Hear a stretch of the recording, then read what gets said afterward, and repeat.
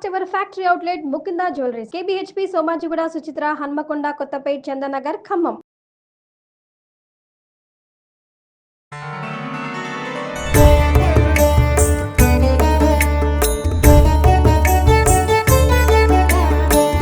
నమస్తేస్తు మహామాయే శ్రీపీఠే సురపూజితే శంఖ చక్ర గదా హస్తే మహాలక్ష్మీ నమోస్తుతే.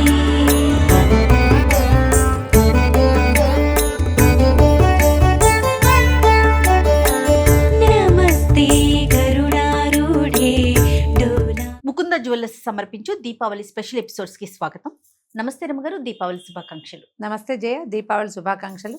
సుమన్ టీవీ ప్రేక్షకులందరికీ దీపావళి పండుగ శుభాకాంక్షలు. పిల్ల పెద్ద అంతా కూడా చాలా ఆసక్తిగా చూసే పండుగల్లో దీవాలి ఒకటండి. అవును. ముఖ్యంగా పిల్లలు ఇష్టపడే పండుగ కదా రమ్మగారు.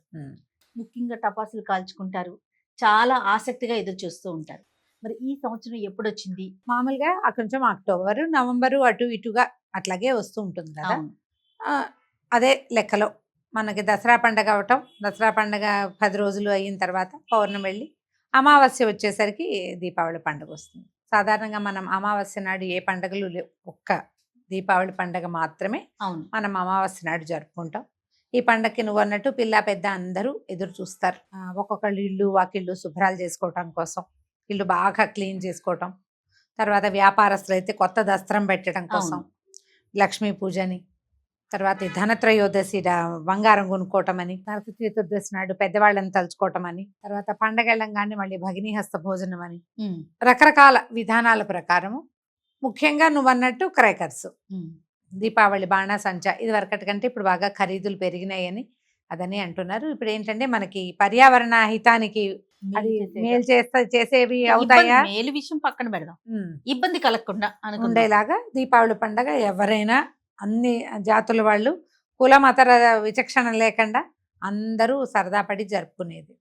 దీంతో పాటుగా రకరకాల మిఠాయిలు వండుకోవటం, పంచుకోవటం, స్నేహితులతోటి బాగా స్పెండ్ చేయటం. పురాతన కాలం నుంచి ఎప్పుడు ఇంత క్రాకర్స్ హడావిడి లేకపోయినా, ఎన్ని లైట్లు సందడి లేకపోయినా, ఒట్టిగా దీపాలు పెట్టుకుని పండగ చేసుకునేది కూడా పూర్వకాలం నుంచి మనకి జరుగుతూనే ఉంది. అయితే స్వతంత్రోద్యమం నాడు కొంచెం దీపావళి అవి కాస్త తక్కువగా ఉండేవి. అప్పుడు జనం చేసుకొని ఇచ్చేవాళ్ళు కాదు.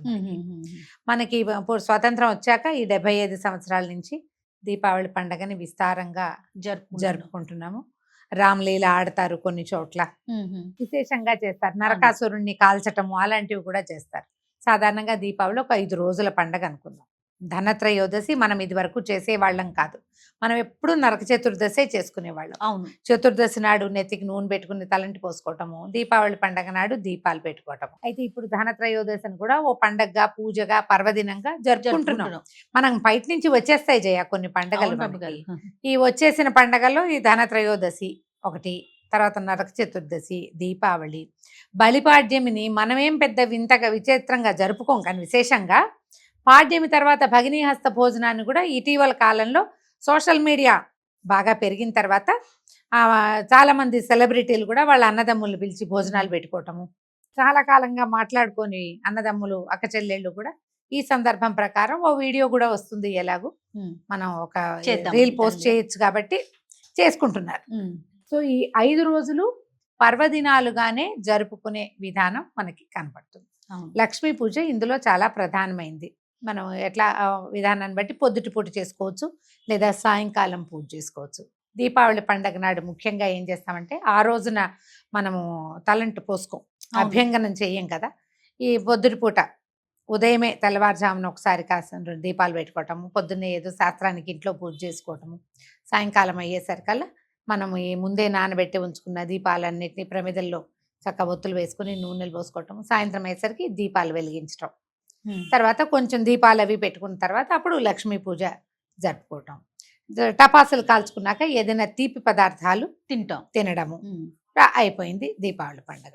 అయితే ఇందులో జాగ్రత్తలు వహించవలసినవి ఎంత సరదా సంతోషము ఉన్నాయో అంత జాగ్రత్త కావాలి. అవును. పిల్లల పట్ల జాగ్రత్తగా ఉండాలి. సింథటిక్ చీరలు, సిల్క్ చీరలు, పిల్లలకి ఇంతంత బుట్టలు లాంటి గౌన్లు, తర్వాత ఏమో మంచి చక్కగా మగపిల్లలకి షేర్వాణీలు, సిల్క్వి అవి వేస్తే ఓ చిన్న చుక్కబడినా ఇబ్బంది అవుతుంది. కొంచెం ప్లాన్డ్గా ఆలోచించుకుని సాయంకాలం మనం అందరూ కలుసుకునేటప్పుడు దీపాలు పెట్టే వరకు కొంచెం గ్రాండ్గా బట్టలు వేసుకోవటం. క్రేకర్స్ దగ్గరకు వచ్చేసరికల్లా కాస్త పిల్లలకి బట్టలు మార్చేసి మనం కూడా చక్కగా కాటన్ బట్టలు ధరించి పిల్లలు కూడా కాటన్ బట్టలు వేసి దీపావళి సామాగ్రి కనుక టపాసులు కాల్చుకుంటే ప్రమాదాలు లేకుండా ఉంటాయి. Right. ఇంట్లో ఎక్కడైతే క్రేకర్స్ కాలుస్తారో అక్కడ బకెట్ 2 బకెట్లు నీళ్లు పెట్టుకోవటం, ఏదైనా కాల్తీ రాసుకోవడానికి వీలుగా ఇంట్లో ఒక బర్నాలు. బర్నాలు సిద్ధంగా ఉంచుకోవటం, కొంచెం యాంటీసెప్టిక్ లోషన్ ఏదైనా పెట్టుకోవటము, జాగ్రత్తగా అటెంటివ్గా ఉండటం. ఈ ఫోన్లు మాట్లాడుకుంటూ మనం అటు ఇటు తిరుగుతూ ఆడవాళ్ళు వంటిళ్లలో బిజీగా ఉంటూ పిల్లలకి అపచెప్పకుండా మనం కేర్ఫుల్గా ఉంటే ప్రమాదరహితమైన పండుగని మనం చక్కగా జరుపుకుంటాం. ఇందులో ఏంటంటే దీంతో పాటు పూజ విధానం ఒక్కసారి మాట్లాడుకుందాం రమ్మగారు. రెగ్యులర్ గా మనం చేసుకునే నిత్య పూజతో పాటుగా లక్ష్మీదేవికి ఏమైనా ప్రత్యేకమైన పూజా విధానం చేస్తామా ఈ రోజు? లక్ష్మికి షోడశోపచార పూజ చేసుకుంటే మంచిది ఎప్పుడు కూడా. షోడశోపచారం అంటే శ్రీ సూక్త విధానపు పూజ అయితే బాగుంటుంది. దీనికి పెద్దగా మనం వరలక్ష్మి వ్రత హడావిడి ఏమి ఏమీ తోరాలు కానీ కథ కానీ ఏమీ లేవు. మన ఇంట్లో ఉన్న అమ్మవారే, మన ఇంట్లోనే ఒక లక్ష్మీదేవి ప్రతిమో పూజా విశేషం ఉంటారు కదా, లేకపోతే ఒక బంగారు చిన్న కాసు పెట్టుకుని ఓ ఇత్తడిదో వెండిదో చిన్న ప్రతిమా విశేషం పెట్టుకుంటే ఆ ప్రతిమా విశేషానికి ఆవాహనము, సింహాసనం సమర్పించటము, ఆచమనీయం చేయటము, తర్వాత ఏమో అర్ఘ్యం పాద్యం ఆచమనీయం ఇచ్చాక అభిషేకం చేయటము, ఓకే, తర్వాత ఏమో వస్త్రాలు, ఏమైనా అలంకరణ సామాగ్రి, పసుపు కుంకుమ, తర్వాత అమ్మవారి నామాలు ఉంటాయి కదా 108, లక్ష్మీ అష్టోత్తరం చదువుకుని అమ్మవారికి పువ్వులతో కానీ అక్షతలతో కానీ లేదా కుంకుమతో కానీ అర్చన చేసుకోవటం. అర్చన అయిన తర్వాత ధూపం దీపం నైవేద్యం. అమ్మవారికి శనగపిండి ఇష్టము. లక్ష్మీదేవికి శనగ ఆమె వస్తువు, ఆమె అవును. యొక్క ధాన్యం గింజ కింద చెప్తారు.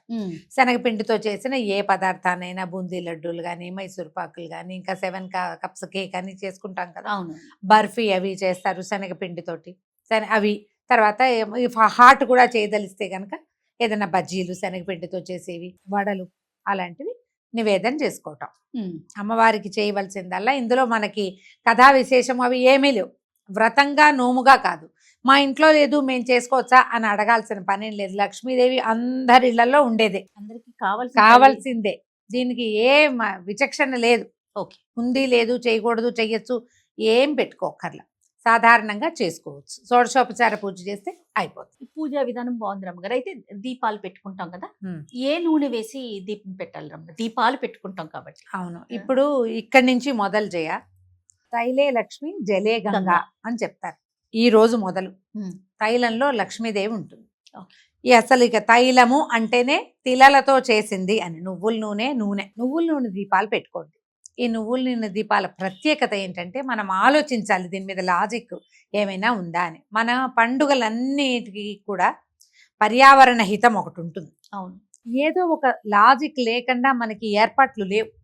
మన ప్రాంతంలో ఇది అని ఖచ్చితంగా ఎందుకుంది అంటే ఇక ఇప్పుడు చూడు శరత్కాలం ఇది కదా, ఆశ్వీజ కార్తీకాలు శరత్కాలం.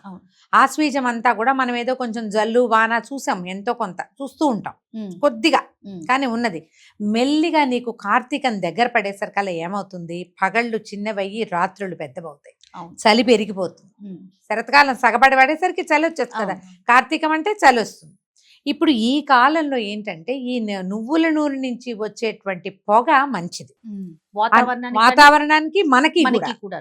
అక్కడి నుంచి ఈ దీపం వెలిగిస్తామా, ఆ జ్యోతి యొక్క వెలుగుందే అది కంటికి మంచిది, రెటీనాకి ఆరోగ్యం, ఆప్టిక్ నర్వ్కి చల్లదనాన్ని ఇస్తుంది. మామూలుగా మన ఆప్టిక్ నర్వ్ ప్రతి వాళ్ళకి కళ్ళే. ఇప్పుడు మనం ఏం చేస్తాం, సెల్ ఫోన్లు చూసి కళ్ళు పాడు చేసుకుంటున్నాం. మనకు అవసరం ఇది. ఇప్పుడు దేంతో వెలిగించిన దీపమేనమ్మా, వెలుగే.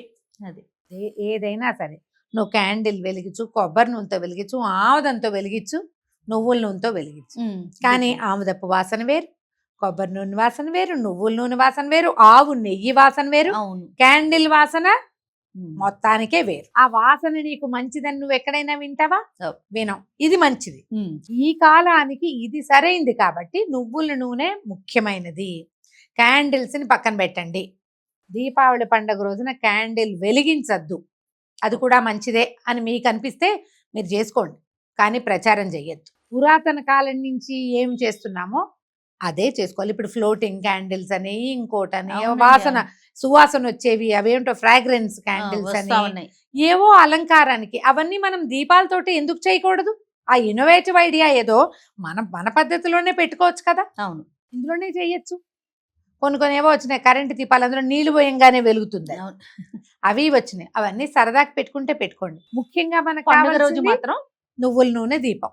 తప్పకుండా. మీరు అలంకారానికి ఏం చేసినా అదేమి మీ ఆరోగ్యానికి కాదని మనం తెలుసుకోవాలి. మన ఆరోగ్యానికి కాదు, మనకి ఇది కావాలి. అందుకని దైవం దగ్గర, తులసి కోట దగ్గర, వీధి వాకిళ్లలో, ఎక్కడైతే క్రాకర్స్ మనం ముట్టించాలో అక్కడ తప్పకుండా నువ్వుల నూనె దీపాలని పెట్టండి. నువ్వుల నూనె దీపాన్ని ప్రోత్సహించండి. ఇప్పుడు మనకి బాటిల్స్ కనపడితే దీపం నూనె అని రాయబడి కనిపిస్తుంది, కానీ ప్రైస్ తక్కువ. మీరు గమనిస్తే అవేమంత మంచిగా అనిపించట్లేదు. అందులో కొంచెం రకరకాల నూనెలు కలిసే అవకాశం ఉంటుంది. కల్తీ అవడానికి అవకాశం ఉంది. వీలైతే మంచి నువ్వుల నూనె ప్రశస్తమైనది కొనండి. ఈ నెల రోజులు కూడా అదే వాడుకుంటే మంచిది. పండగ రోజున కనీసం వాడండి, తప్పకుండా. పండగకైనా వాడితే ఆరోగ్యానికి మంచిది. ప్రమాదరహితమైన, కాలుష్యరహితమైన స్నేహము, సౌహార్ద్రము అవి వెళ్ళి విరిసేలాగా చక్కగా దీపావళి పండగ జరుపుకోండి. తప్పకుండా రమ్మగారు. మరొకసారి దీపావళి శుభాకాంక్షలు.